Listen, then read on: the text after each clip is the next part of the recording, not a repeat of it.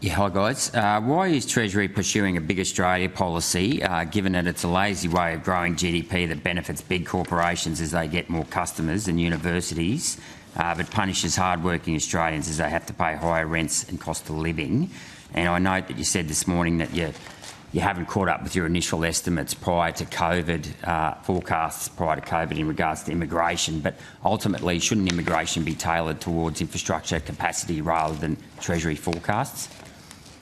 Senator, I don't agree with the opening proposition. Treasury doesn't have a big Australia policy and we're not pursuing a big Australia policy. Well, I reject that because 30% of Australians aren't even born here. We've got the highest rate of immigrants living in this country than any other country in the world by a country mile. Canada is at about 22%, as is New Zealand, and the UK and USA is at about 10 to 13%. So we are way out in front, and our infrastructure is not keeping up with demand. So, Senator, there's a lot in that, and I would just note, and Chair, I'll take your advice on where best to handle the questions. As I mentioned, the Centre for Population is due to appear in fiscal group estimates later today, and they deal with these broader issues of planning and population, as I said to Senator McKenzie, so they're better placed to answer that. What I would say is we've been very clear in the budget that particularly the return of overseas students and migrants more generally post-COVID has occurred much more quickly than we had previously expected, and Centre for Population can explain what those drivers have been and why we've been faced with that set of circumstances. But I would, as I said, we are not pursuing a deliberate policy as Treasury of a big Australia.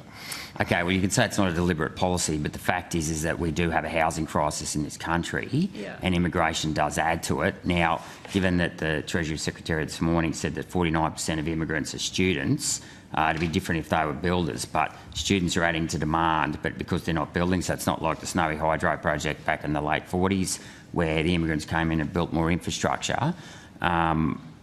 Why are we pursuing an immigration policy that is encouraging greater demand and not greater supply, providing greater demand and not greater supply? Well, as I said, Senator, I think questions of that nature probably are best directed to our Centre for Population, which is due to appear shortly, and then the broader policy aspects matter for government. Okay, sure. Okay.